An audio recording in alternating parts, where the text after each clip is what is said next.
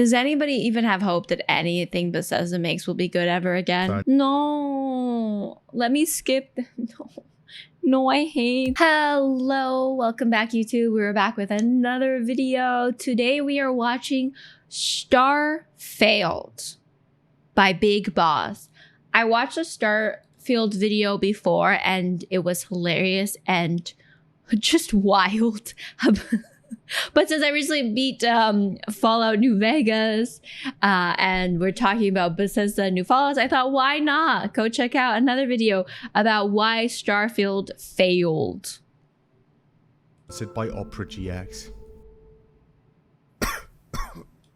This video is satirical and contains edited image and videos with that intent. The image and video within are used transformatively and fall under the Protecting a Fair Use law. The following content may refer to allegations and some of which could be unproven. Harassment or bullying of an individual mentioned herein is neither encouraged nor supported. Enjoy. The year is 2023, and for Bethesda Game Studios, it's the final sprint. The culmination of hundreds of millions of dollars and a quarter century of work. What I really am curious about, maybe somebody can answer this, why did they decide to make Starfield? Like, they went from like old medieval fantasy and Fallout. Suddenly they're like, space.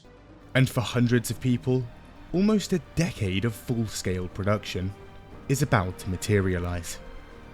Starfield is releasing on the 6th of September, and Todd Howard's magnum opus will be upon us. Magnus Opus? 2018. Fallout 76 reviews have come in, and they're not too hot. Yeah. Fallout 4 was a few years before. Not amazing either. Yeah. Todd's once perfectly polished image is now getting torn to shreds.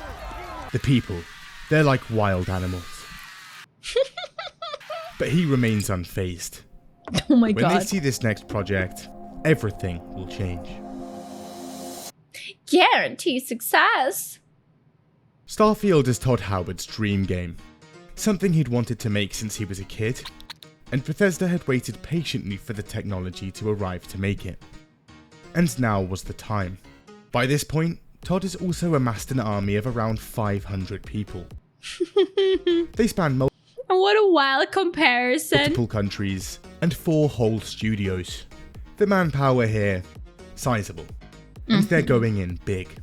Voiced protagonists. Something they'd spent a ton of time and money on, and turned out to be one of the biggest complaints of their last mainline game.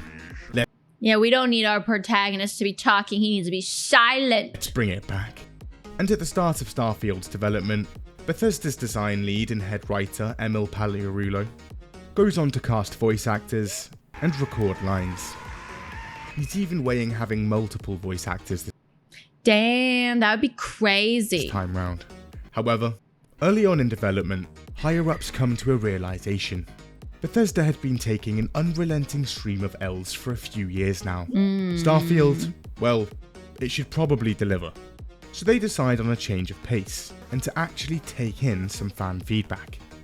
And the voiced protagonist thing is scrapped entirely. The game engine too, historically a notoriously robust bit of kit.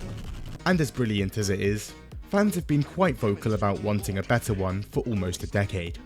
So they get I don't know if it's a good idea listening to fans. Fans don't actually know what they want. working on that too.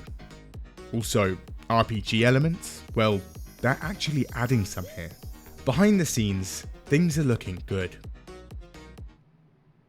2021, 5 years of active development, and the game is beginning to take shape. Bethesda's parent company ZeniMax has also just been bought out by Microsoft, and money is now no object. Microsoft wants a system seller. All the monies, they have endless money, they're so wealthy. And Todd's only job is to deliver one. They have all the resources they could possibly want. Yet somehow they still failed. What went wrong? We're about to find out. And on the 13th of June, Todd marches on stage, and we get our first look.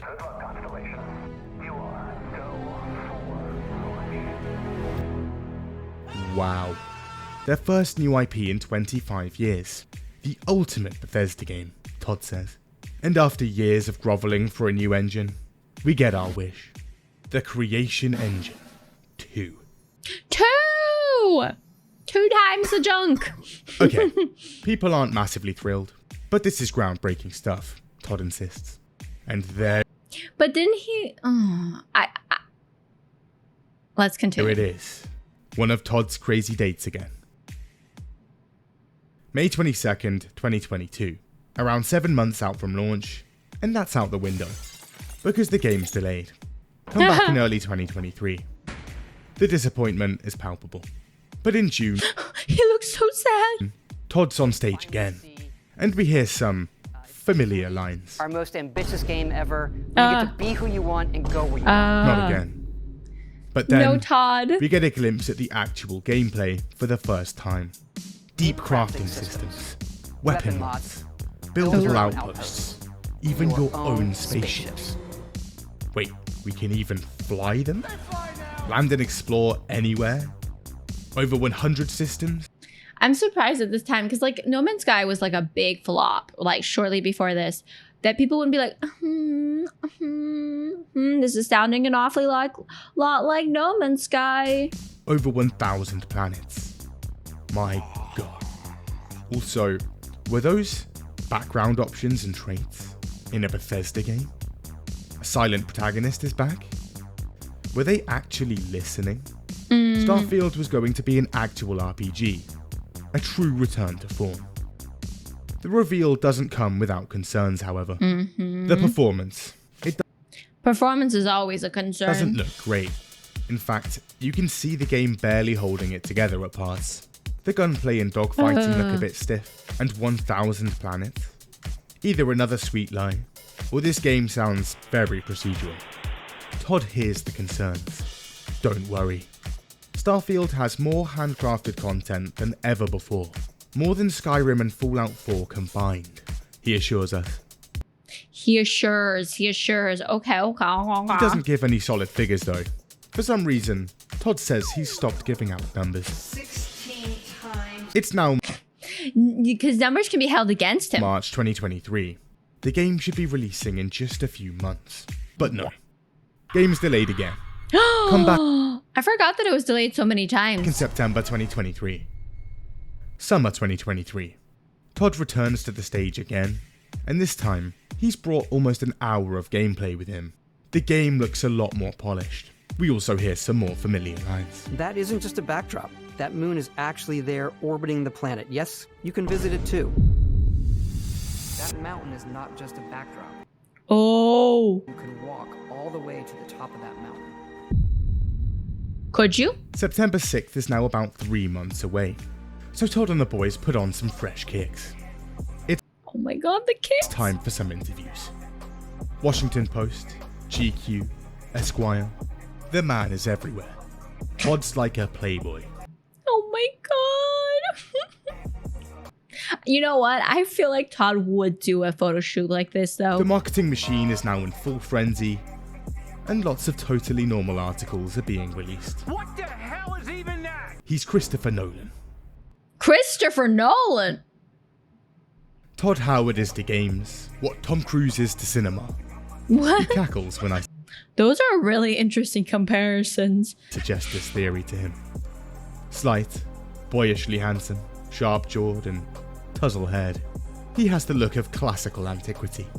He's become a semi-mythical figure to gamers. Now 52 years old, the only real sign of him being flesh and bone are some faint bags under his sea blue eyes. He's reserved, but not at all shy. Who wrote this? Who wrote this? Talkative, but never all that forthcoming. Okay. He even posts on Reddit. Wow, he posts on Reddit. Fans are increasingly excited. It's like Todd's doing a victory lap here. Whatever they've cooked up over in Maryland, it's good. Turns out, they'd had just about every QA person at Xbox on it, and they're saying it's the least buggy game in Bethesda's history. I mean, that could be true. That doesn't mean it's not buggy, because Bethesda's pretty buggy. 500 developers, $400 million. Damn. Almost a decade in development. Out the way, Halo. This is Microsoft's new system seller. Emil says it's the best It's always funny watching these videos when you know the results. game they've ever made. Todd even compares it to Red Dead Redemption 2. Oh, that is quite the comparison. Probably has more of a feeling of like a Red Dead 2, right? Like I'm living the Western fantasy. Yeah. Other developers are trembling in fear at the release date, and games like Baldur's Gate 3 have shifted theirs back by more than a month just to avoid crossing paths. The game of the year. The masters of the RPG had checked out for a while, but on September 6th, Daddy's coming home. Or so you thought. Before that, do you browse the internet? And are you using insert generic internet browser here? The grey colour scheme. Generic, corporate. Oh my god, we're in an Opera GX ad. Design. My god. Opera GX makes browsing online fun. The perks are numerous. Trying to watch a video uninterrupted, or mid-fight and sick of intrusions. How about complete uninterruption? Oh, sorry. Because Opera I have been struggling with sleep a lot lately. I'm sorry if I sound tired in my videos. I need a whole buttload of caffeine. GX is equipped with formidable ad blocking technology. Video pop-outs, so you can watch entertainment or important news updates at all times. A sidebar filled with music and media to ensure dopamine flows at all times. And added privacy and cross-continental IP addresses with their free VPN. Also, sick of your friends and family walking in during some late night reading? Hit the panic button and your tabs are hidden. Most browsers have limited customization. A wallpaper here, color scheme there. But Opera provides a wealth of options. It even has a mod page. Peruse the aisles, and the choices are almost limitless. Witcher, Halo, Dark Souls, other stuff. Animated wallpapers, Monkey. keyboard and tab sounds, unique splash screens. Almost everything. Does anybody like the popping sound when you're typing, like on your phone? I have my phone always on mute, so I never hear it. But is anybody actively like, yeah, that's what I want to listen to? It's completely customizable. Oh my. There's even a custom Big Boss mod. Of course there You is. can also mix and match multiple mods to create the perfect mix. Or create your own. Opera GX can be whatever you want. Can't be bothered to migrate everything over? Well, it's equipped with a state-of-the-art import tool. Oh A my few god, clicks, that and your massive browsing import history, tool. You got a bookmarks, massive cookies. one. They're all here. It's also compatible with every Chrome extension. Opera GX is good. You should install it right now through this link. Midnight, 6th of September, 2023. Starfield is set for launch. It's launching! And people jump into Bethesda's first new IP in 25 years. At first, Starfield is met with rave reviews. 88 on Metacritic, and a ton of 10 out of 10s coming in. Why? Did they play the first 5 minutes? It's amazing. A near perfect space game. But a few hours in, and some time to reflect, and opinions slowly begin to change. The performance. On PC, there's a bit of chop. Why did you not optimize this game for PC? We did. It's running great. It is a next-gen PC game. We really do push the technologies. I remember this interview. So you may need to upgrade your PC for this game. He's like, skill issue. The system requirements, quite demanding. The game requires an SSD to run, and yet, space has never been this choppy. We might run into some chop. Chop? We could fucking handle chop, right? I mean, it's a $3,000 PC. No, we're not going anywhere unless he says it's safe, all right? Don't worry about the chop. You don't know shit about Don't chop. worry about Oh, the really? chop. You The chop do? is You're a fine. fucking expert on I'll chop your fucking credit card in half. How about that? Even on NASA tier PCs, low FPS, and massive frame drops. Also, AMD sponsored the game, and conveniently, Intel and Nvidia parts are specifically struggling. There's also no Nvidia DLSS in the game, something that modders are able to patch in within hours. Of course, modders go come and fixed all of Bethesda games. On Xbox, things are a bit more consistent, but even then, Todd's chained us down to just 30 FPS. even on the $500 Series X. Oh no. That 30 FPS is also the target FPS. That's what it's aiming for, and not always what it's hitting. Walk into a city like New Atlantis, and that number dribbles down to the low 20s. What the fuck is this piece of shit? This is on a AAA game, on a barely 3-year-old console, in the year 2023, when most other big games can run at 120 FPS. 60 at least, nice solid 60, that's all we need. The head of Xbox says it's a creative decision. So far, the console Metacritic is just about hanging on, but for PC, it's bombs away. Spared the horrific performance and actually managed to run the game? Well, there is some good stuff here. For the first time in a modern Bethesda game, physics are no longer tied to frame rate. I forgot that physics is tied to frame rate. You can now uncap it without causing horrific issues with jump height, movement speed, enemies, and objects. I didn't know that. That's fun. The shipbuilding is great. The gun mods are pretty good. There's some RPG elements here, and for a Bethesda game, a relatively bug-free launch. See, I told you, for a Bethesda game. Far less game-breaking issues and corrupt save files. They'd even cracked ladders.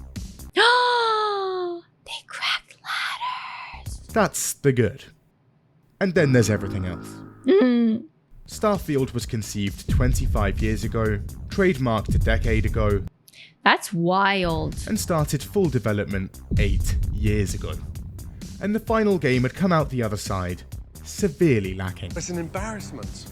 In a lot Such an embarrassment for 25-year-old idea. of ways, it's one of their most bare bones games yet. Incredibly That's what I heard. That's the big thing I heard. There's nothing to do. basic things are just missing. The FOV slider. Fallout 76 had one. Fallout 4 had one.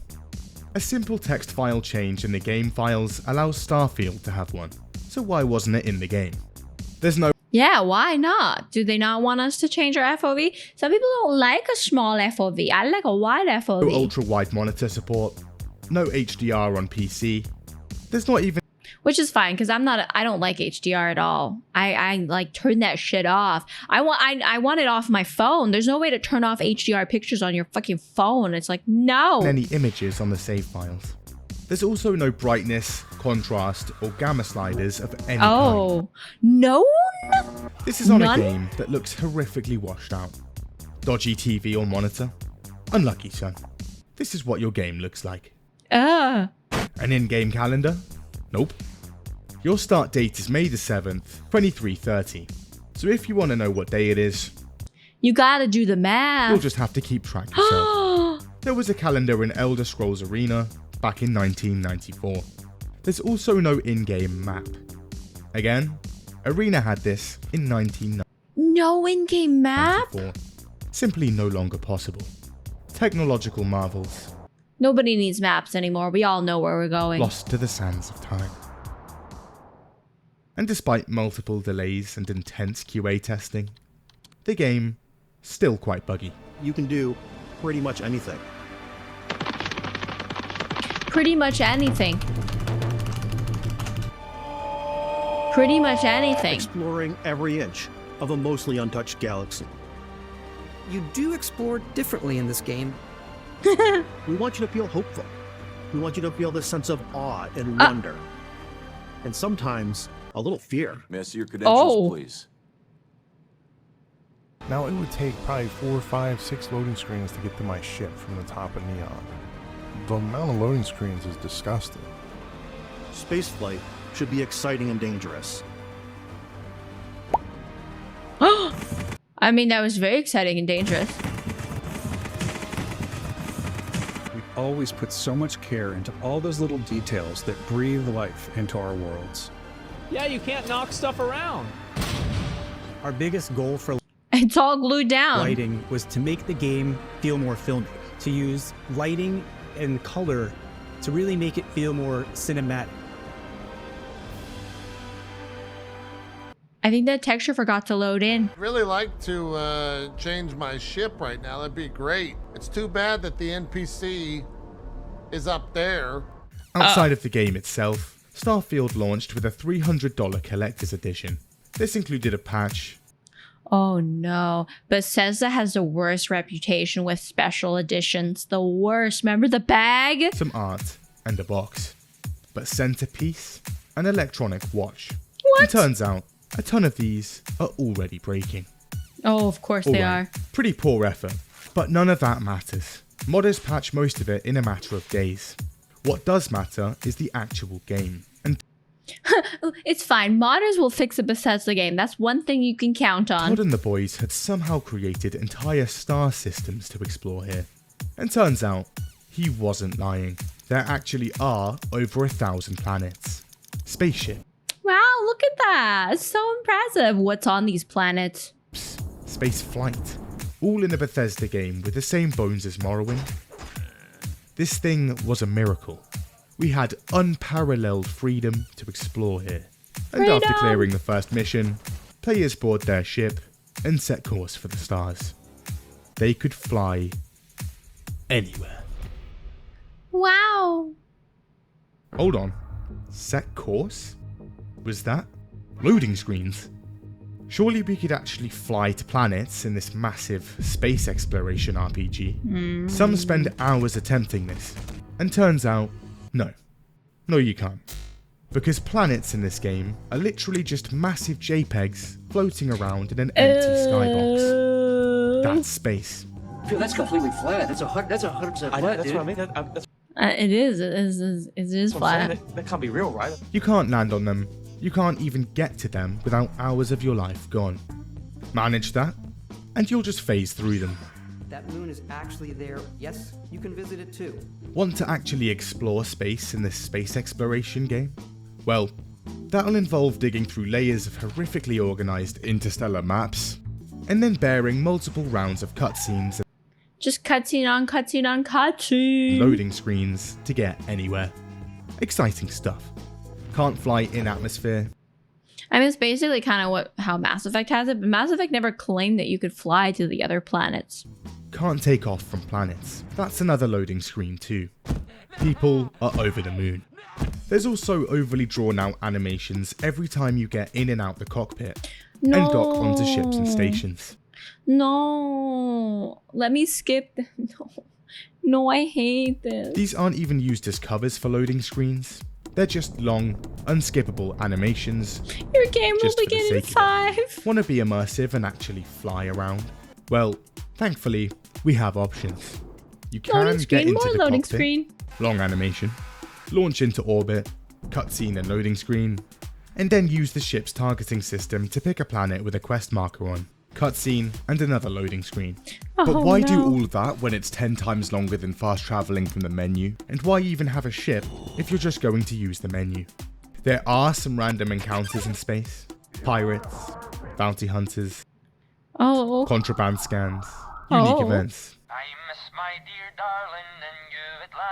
However, space combat isn't great, and all of these are completely avoidable by instantly fast traveling somewhere else. Bethesda also never bothered to add a system that tracks and prevents repeat encounters, so be prepared to hear a lot of the same space shanties.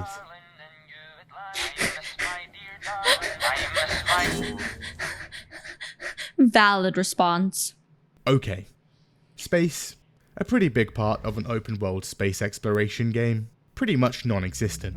But it's okay still. This is a Bethesda game. Yes, their strong Bethesda suit has always been on for exploration and world building. Yes, Once we actually land on these planets, what can we see on the planets? Show me the amazing space lore and aliens. there'd be an overwhelming amount of things to do and places to see. More handcrafted content than Skyrim and Fallout 4 combined, Todd said. We could land anywhere. Explore entire planets. So fumble through the menus again, and after 2 cutscenes and 3 loading screens, players land and emerge onto their first new planet in the setting system. Huh? Where is everything? Okay, let's check the map. What on earth is that? A bug? A rendering error, perhaps? No. Turns out, that's just how they designed it. Oh, that's the map. It's blue. Okay, let's put that back. Luckily, there's a scanner we can use. And it looks Yeah. like there's a few undiscovered locations in the distance we can head to. Oh, Hundreds cool. of meters away. Oh, great. That could take a while. So best get out the rover. Wait, there's no rover. Where's our rover? Bethesda designed a planetary exploration game without a readable map or a land vehicle. Okay, running it is. Is there no land vehicles in this game? No, there has to be, right? Maybe they patched it. Maybe they modded it. The world looks good. Bethesda has nailed the lighting and skybox, and there's some interesting creatures, natural formations dotted about, alien dung rocks. piles to sift through, and Poop. a few old facilities to explore. This particular planet has an abandoned cryo lab, a UC listening station, a relay station, and an occupied cave. Not sure why the abandoned facilities are full of enemies, but occupied caves are completely empty. But anyway. Wow. There's even some of that old Bethesda environmental storytelling here. Nice. But eventually, Nice. it's time to take off and head to another planet. Hold on. Is that identical formations? The Just a different color? same creatures? The exact same cryo lab? The building layout, enemies, spawn placements, even down to dead bodies, notes, and terminal entries. Everything about this place, the exact same. The game has over 1,000 planets and 120 star systems, and Bethesda decided to just sprinkle the exact same 100 locations around them. And due to a weird algorithm, They're just hoping you won't actually go to all thousands. a lot of the time, that'll be more of those caves, cryo labs, and UC listening stations. Even the main quest of the game recycles these identical locations multiple times. No. Oh, we were right there, man! Outside of procedural places of interest, there's about 4 main cities in the game, around 30 small settlements, and just 82 unique locations.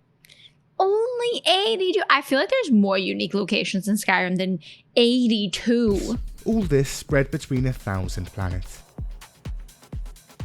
There's also a couple dozen temples scattered around, but these lose their charm quickly because, again, they're all the exact same, down to the enemy placement and even the same puzzle. These are also dotted around on random planets, so half the time you'll be finding these ancient, untouched temples next to a procedurally generated Taco Bell drive-thru. There's also a bug that shows most of the game's points of interest on a planet. And there it is, the most interesting place in the galaxy. Again, Pod wasn't lying. You can land anywhere on these planets. However, everywhere is pretty much the exact same. Planets in Starfield do have varying weather, atmospheric hazards, gravity, and signs of life. It sounds so boring. There's also some hills, sometimes some Oh, look, a craters, hill! and even Crater! a few planets with multiple biomes. Wow! But mostly, these planets are going to be looking the same. And you'll be trekking across incredibly repetitive, flat land on foot for hours. Proper mountains in the game? Not really. Valleys? Nah. Rivers? What now? There are oceans, even some creatures in those oceans. Ooh. But Bethesda took out underwater swimming, so we can't even see them. You know they're there, but you can't touch them or kill them or do anything. And hold on, does that say boundary reached after running just 20 minutes? What? Disappointed! We hadn't landed on a planet at all. We'd landed on a small, randomly generated tile of a planet with almost nothing on. The tiles aren't even persistent with each other. Land on a bordering tile, and the last tile will look completely different. While there's not enough going on planets in this game, at the same time, the opposite problem. For a game about space exploration, nowhere is actually unexplored. Of course. Beat you to it. Head to a barren moon in the middle of nowhere, well out into the furthest corner of the settled system, and you'll still land next to 3 old factories and a swarm of pirates not even 500 meters from the ship. You've just landed on a world with radiation storms, 200-degree temperatures, and like nobody would live there. acid rain, Oh look, there's a cave with some human remains. You're not exploring or discovering anything here. You're just going and looking at what other people already went and looked at. So what is there to actually do on these planets? Yes, tell us. Well, you can scan and survey the geology and fauna for XP. However, this basically boils down to just running around spamming the left bumper.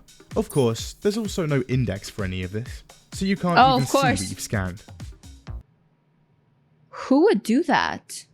Also, again, no underwater swimming, so Bethesda went through all the trouble of modeling, designing, and texturing underwater creatures, only for them to never be visible to the player. You can scan them though. You can mine materials and build outposts with them, which you can use to mine more materials, but outside of crafting and XP farming, it's a loop you can skip entirely by just looting or purchasing stuff. Oh no. You can run through the same few heavily reused places of interest, and finally, complete the 1 or 2 incredibly basic Radiant fetch or kill quests that have a chance to spawn on them. But a few hours of running around the same small tiles of planets, clearing the same factories, mining the same rocks, and digging through the same piles of literal shit, and the charm begins to wear off. The game's 4 cities. 4 cities? They're not massive, and the performance is absolutely horrific in them. It's also 2023, and anytime you want to enter a building, there's a loading screen. Fast travel to a building, it will put you outside the front door. No. So that's 2 loading screens. You can't keep getting away! Again, this game requires an SSD to Imagine how slow the loading screens would be without an SSD. run. Also, this is the biggest city.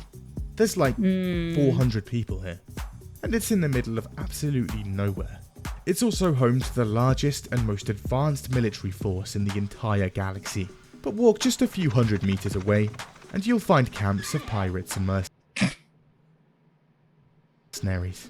Trying to get around the city. It would be so cool if you could come across like the military fighting the pirates, and then you could work together and fight the pirates, because they do that in Cyberpunk. Good luck, because again, there's no actual surface map, so finding anything here is a complete nightmare. The NPCs, incredibly lifelike. Their facial expressions are quite something. And turns out, in the year 2330, gunshots don't faze anyone. Nobody cares. Todd is now also just completely given up on the concept of Radiant AI. In Oblivion, NPCs had fairly in-depth day-to-day schedules. They did. You could stalk them and see what they did. Here, they're just walking around randomly in silence, staring into your soul. Almost every named NPC in the game is now tagged as essential and unkillable.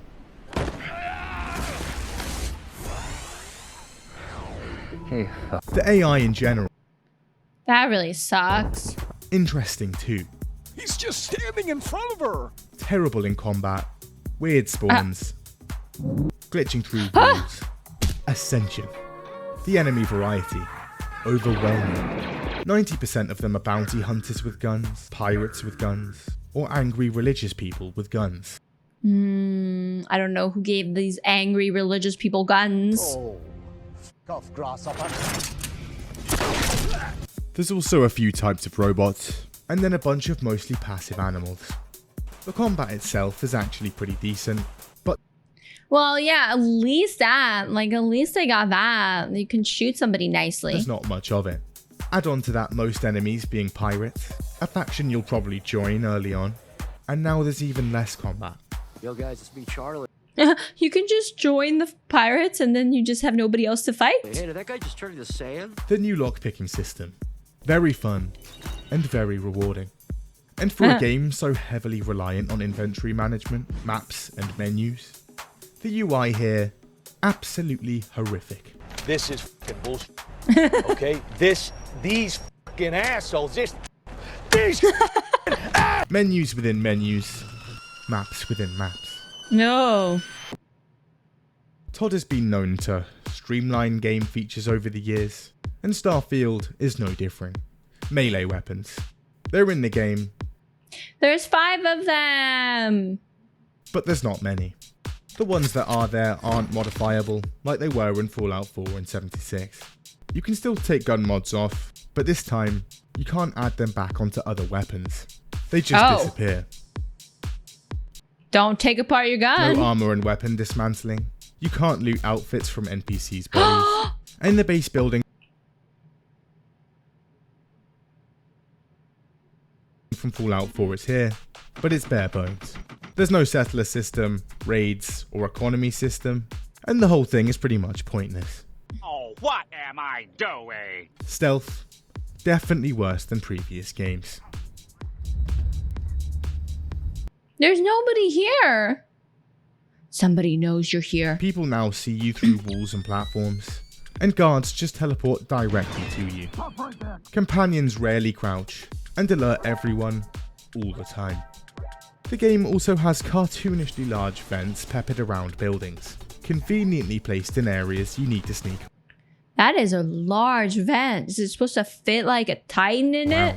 They're so big, you can literally sprint around in them. This is definitely a coincidence, and not because everything's bigger in Bethesda's space. They have massive vents so big, a whole family of 4 can fit. Bethesda didn't bother to lower the player hitbox when you're crouching. Coincidence? I think not. The speech in Starfield? A big step up from 4. No voice actors means more varied dialogue options, and a more nuanced dialogue system. Okay. More chances to persuade and affect quest outcomes. Less, give me money. We are for the money. Also, you can now actually see what your character's about to say. However, there's also a new persuasion system, and it uses multiple rounds of speech checks to pass. Do you want to have sex with me? Yes, I do. Amazing. That was such a stupid movie. I love it though. I highly recommend checking out this movie. Not now. Not a terrible idea, but Emil and the boys couldn't really be asked to actually write all these speech options. So instead, they just wrote a bunch of generic ones the game can pull from, meaning half the stuff you say here will make no sense at all. Hey, Douglas, how's the wife? She died. Attaboy! It's also still based on percentages, so you can just save and try again. Do you want to have sex with me? I'm not giving you my card. While there's some incredibly believable I wouldn't be asking if it wasn't so important. Maybe I can make an exception. The dialogue itself, generally quite bland and boring. Oh my god, I still have to talk to this bitch. Fallout 4 was criticised for its overuse of Radiant quests. It isn't real. Another summit has seen. So in Starfield, they dialed it up to 11. Even a ton of the regular quests feel Radiant. There's a ton of fetch and kill quests, and these are now even worse because of all the loading screens and menu digging. I've waited years. Need to speak to someone? I don't know what a radiant quest means. I don't know that terminology. I'll have to look it up. Or you guys can comment below. Well, despite there being faster than light ship travel, inter-system radio, internet, or messaging doesn't exist here. You're gonna have to travel a few light years, and there are a few rounds of loading screens to have a 30-second chat, and then go through the same again to leave. I really like it when games are like, especially like short side quests, just let you call the person that gave you the quest and we're just like, hey buddy, it's done. Your grandfather, yeah, he was murdered and buried on a planet 2 galaxies away. Thanks man, just wire me that $1 million credits. Thanks bro, what's up, bye. You know, like having to go all the way there, back. Oof. A significant portion of the game could be skipped if you could just send an email. You also have a smartwatch on your wrist for the entire game, but can't talk or text someone on the same. What's the point of it then? What's the smartwatch smart for? But steal a paperclip, and everyone in every star system in the game instantly knows about it. Makes sense. A lot of the quests are linear, ending on one of 2 outcomes, and there's pretty much no interaction between different quest lines or even factions. Their outcomes don't affect anything and mean nothing. While there's less quests than Skyrim, you'll still be given a metric ton of them. And again, with over 1,000 planets and dozens of other locations, the boys at Bethesda didn't consider adding a sort by local option. There's probably a mod that fixes that. Meaning it's a nightmare to work out where they all are and get through them. Okay, the quests aren't brilliantly made, but how about the world and story itself? No, this was I'm scared. Bethesda's first new universe in 25 years. They couldn't just coast on pre-established work here. They'd have to write this whole thing themselves from the ground up. But it's fine. Todd's got top writing talent. Right, Todd? And him, Emil, and the rest of the writing team sat down to plot. First order of business, this game's setting. Let's make it extremely inoffensive and completely sanitized. Remember lads, we're gunning for a mainstream crowd here. We don't want to put anyone off. Oh, you know, when isn't there a saying, when you try to appeal to everybody, you appeal to nobody at all? No mature themes, dark humor, nothing edgy at all. This is not Fallout in space. More like the Jetsons. So they design a game with a tone more akin to a children's show than a gritty, realistic space frontier. We're all going to space. Are you going to space? You are, but there's going to be 5 loading screens. Most characters are dull, completely morally upstanding, straight arrows, with nothing to them. Even the pirates here are Nickelodeon tier. And the nightclub. Let's populate it with old men walking around in suits with briefcases, and a few Teletubbies dancing on stage. What yes, that's what a nightclub Todd, have you ever been to a nightclub? looks like. Also, we have an incredibly detailed dismemberment system with gore and other animations ready-made from Fallout 4. Let's get rid of it completely. This is despite the game already having a mature rating, by the way. Please, somebody make it make sense. And while there's no rover in this, we'll still put vehicles in the game. And even cool mechs. And even a whole story around those cool mechs. Oh. Can the player pilot them? No. We'll make it a plot point that that's illegal in universe. Okay.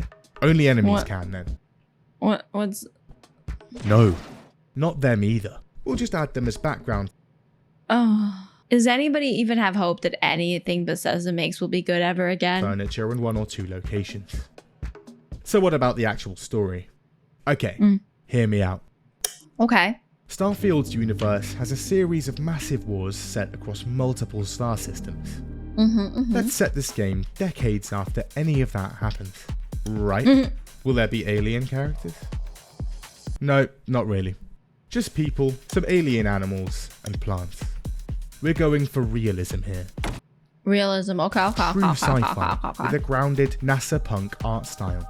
Okay. Also, let's add space wizards at the end, driving the entire plot of the game. What? The player's goal is to become Starborn. What we'll have them do is collect the same artifact in the same temple with the same puzzle at the end 24 times. Nice. Then at the end of... Just in case you didn't understand the puzzle the first 23 times, the 24th will really make you understand that puzzle. The game, they can jump to a parallel universe. Oh, parallel. So the same 1,000 planets, just slightly different? Too crazy with this. They're all the exact same, with a 15% chance of one minor change. Like a character becoming a potted plant. Oh. Brilliant. No one could predict any of this. We just have to make sure that hair clipping glitch on the hunter character that would spoil who they are and the game's big reveal is patched before final release. Despite the What the fudge? issues, on launch, Starfield does amazingly. Of course, people are hyped and they're not thinking about it. They're just like wanting the FOMO, you know? FOMO! Bethesda says it's their biggest launch ever. It's the #1 bestseller on Steam despite being free with the Games Pass. And there's over 6 million players on launch. The user reviews, very positive. However, the honeymoon doesn't last long. After sinking a few hours into the game, the initial excitement wears off, and opinions begin to change. Boring. Not good.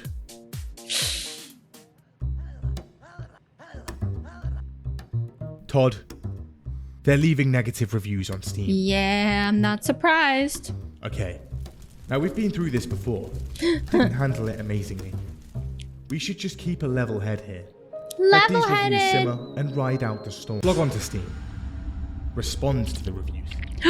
Each one individually. tell them their subjective opinions are objectively wrong. You are wrong. You're just boring. That's insane. Astronauts went to the moon a few times. There's nothing there. They weren't bored. That's good. Write that. We are so sorry that you do not like landing on different planets or finding many of them empty. Some Starfield planets are meant to be empty by design, but that's not boring. When the astronauts went to the moon, there was nothing there. They certainly weren't bored. The intentions of Starfield exploration is to evoke a feeling of smallness in players and make you feel overwhelmed. You continue to explore and find worlds that you have resources you need and hidden outposts to look through. I'm already overwhelmed with life. I don't need to be overwhelmed with a game of boringness. Bad RPG mechanics?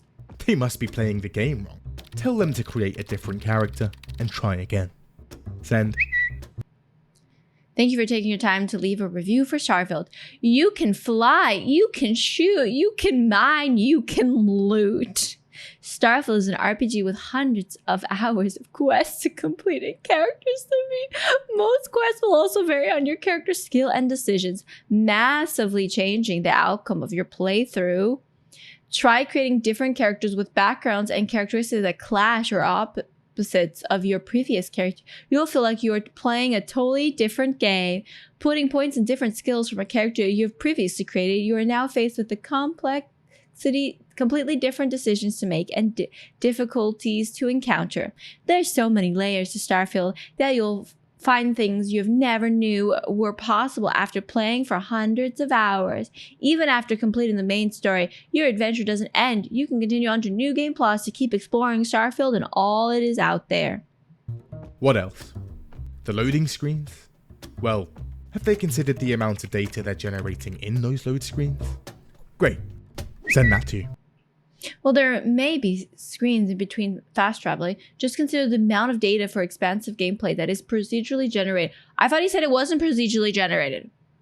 To load flawlessly in under 3 seconds, we believe that shortcoming will hinder our players from getting lost in the world we created. Emil also sees the backlash. He ponders for a moment. Was it possible their game actually had some issues? Could he have been wrong? No, he was right. It's the fans that were wrong. The fans are the So problem. he boots up Twitter and writes a 15-part thread on just that. Funny how disconnected some players are from reality of game development, yet they speak with complete authority. However, shockingly, Bethesda's rebuttals are ineffective. On Steam, very positive slips to mostly positive. Mostly positive to mixed, and by December, mixed to mostly negative. Todd blames the bad reviews on the game being too different. What? But it was alright. December 7th, 2023. It's awards night. And Todd takes his... Oh, Todd. Baldur's Gate! Baldur's Gate! Baldur's Gate! Online, the game was getting blasted. But the critics would understand. And Starfield. And the Game Award goes to Baldur's Gate 3. Baldur's Gate 3. If anything, I would rank Baldur's Gate 3, Liza P, Final Fantasy, Sea of Stars. I have never played Sea of Stars, and then Starfield. Like, Starfield would lose out to Liza P if Baldur's Gate 3 wasn't there. 110%. Snubbed again. Post-launch, Starfield's player numbers crater quickly. Within a month, 330,000 players on Steam dribbles down to 100,000. The next month, that becomes 40,000. And by December, the game has less than 10% of its original player base. Ooh. It's not just players. The game is so boring. High-profile modders are just...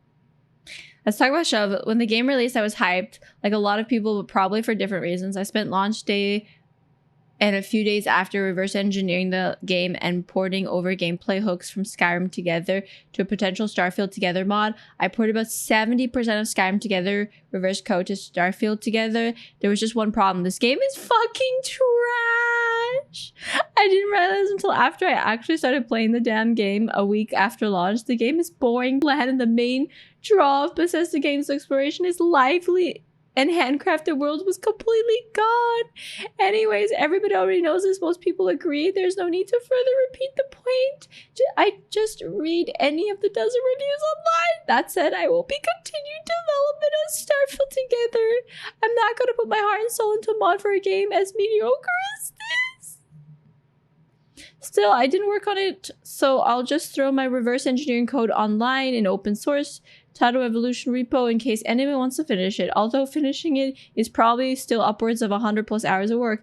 Let me be clear though, what I did so far is port reverse engineer code and hook over it. There is no playable version of Starfield together right now. I'll upload the code later today. Just up and quitting in the middle of development. Okay, no bueno. They need to do something, and quick. So people at Bethesda man the desks and get to work on patches.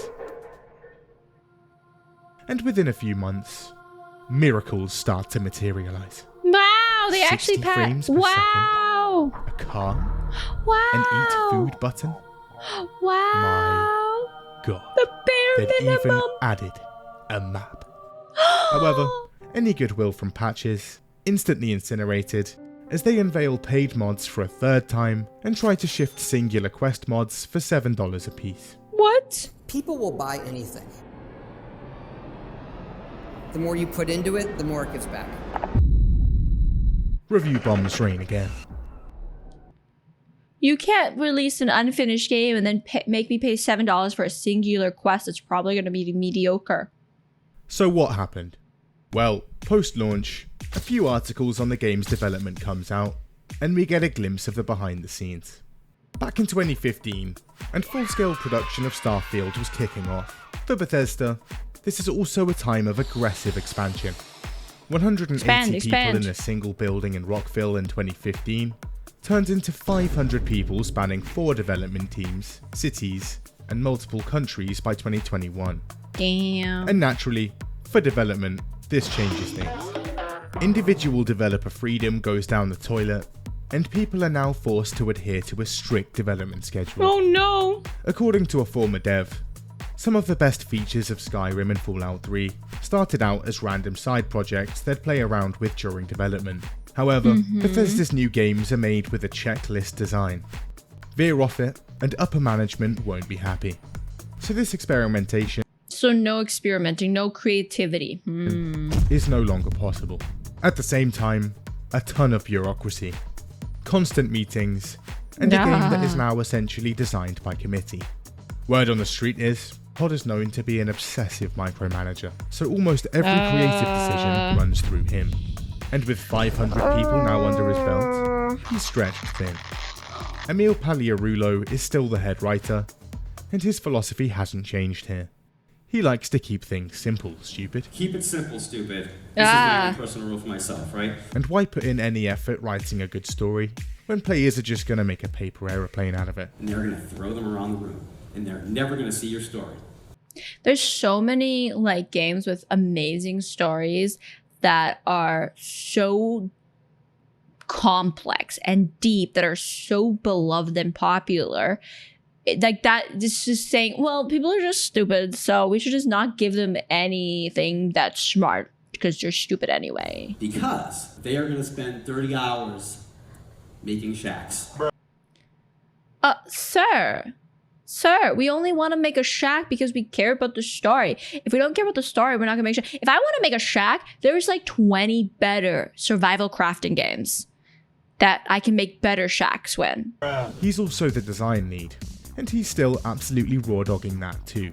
No need for a proper, widely accessible, unified document to keep the 500 people working on the game informed and on the same page.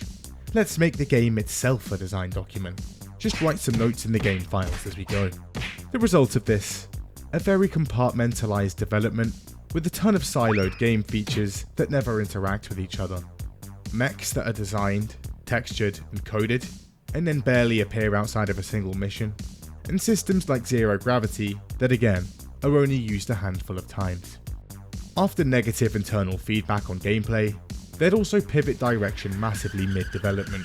And a ton of systems central to the game were trimmed, and Starfield goes from a more survival and resource-oriented game to something more casual. Fuel consumption Yeah, it definitely feels like they're trying to be more of a survival crafty type game, and then because survival crafty type games don't tend to have a lot of story, which is fine because they don't need to, because the whole thing is just about building cool bases, punishing planetary hazards, and the necessity of outpost building, all either scrapped or nerfed to the point of being irrelevant.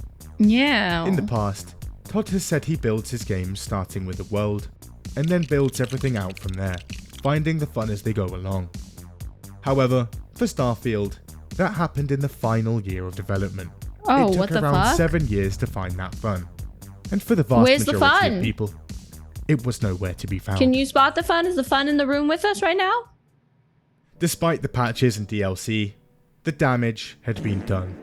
Starfield's player base continued to dwindle, and within 6 months of launch, 97% of its Steam players gone. On Steam, for Skyrim, it took around a decade before players dipped below 20,000. For Fallout 4, that took around 5 years. For Starfield, it took 3 months. As of 2025, Fallout 4 has 6 times the Steam players, Skyrim around 7. Yeah. The developer's original intent for the game was to be a long-term platform for annual expansions, but with these player numbers, not sure about that. Even on Bethesda's communication channels, months of silence on the game. No patches for almost half a year. Had they up and quit too? But then in March 2025, a tweet. The game is not dead yet. A patch even comes out in May. Some bug fixes, creation kit additions, and a new, very low graphical setting. Nice. And with a presumed second expansion for Starfield in the works, the game's remaining players wait. I think regardless, they made so much money, so it was worth it for them. But I don't know how fans are going to feel about Bethesda. But to be honest, there's so many people that are like riding Bethesda hard that I think no matter what, people are going to buy Bethesda games. I think Bethesda would have to do something really, really bad for people to be like, not going to do that anymore. For details. With a sea of paid creations to keep them busy in the interim. But for the third time now, Baldur's Gate 3. Todd leaves the Game Awards empty-handed. The industry was not the same as it once was. The competition is now hot. The tech, incredibly impressive. Red Dead Redemption 2 Horseball Shrieking Cold Weather. But this next project was different. Bethesda's forte. They could not mess it up. I don't know about that. But thank you everybody for watching. If you liked it, please make sure you like, comment, and subscribe. And I'll see you in the next one. Goodbye.